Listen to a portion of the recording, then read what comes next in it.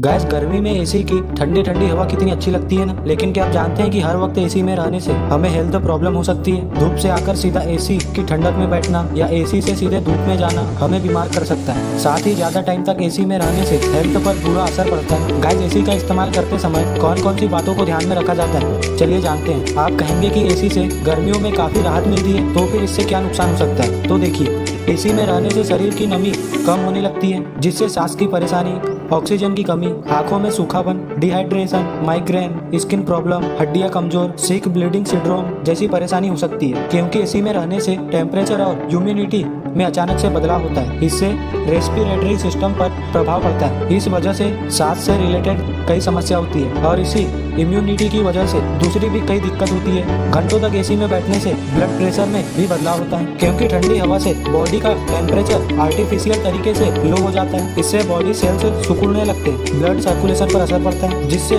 Low blood pressure, सिर दर्द, चक्कर, उल्टी जैसे परेशानी होती है। अब आप ये सोच रहे होंगे कि गर्मी के मौसम में हम एसी में रहकर गलती कर रहे हैं, लेकिन ऐसा नहीं है। बस आपको सही समय और सही तरीके से एसी चलाने की जरूरत है। जैसे बीमार होने पर एसी में नहीं रहना चाहिए, धूप से आने के बाद एसी की कूलिंग में नहीं रहना चाहिए और एसी की हवा से निकलकर तुरंत बाहर नहीं जाना चाहिए। कूलिंग मोड का ध्यान रखें, साथ ही एसी 24 से 25 डिग्री पर ही चलाएं। कमरा ठंडा होने के बाद एसी बंद कर देना चाहिए। ऐसा करने से हेल्थ ठीक रहेगी। गाइस, आपको एसी के बारे में जानकर आपको कैसा लगा, कमेंट सेक्शन में लिखकर जरूर बताइएगा। और ऐसी अमेजिंग इंटरेस्टिंग वीडियोस के लिए एनके मोटिवेशन चैनल को सब्सक्राइब करना मत भूलिए। मिलते हैं अगली वीडियो।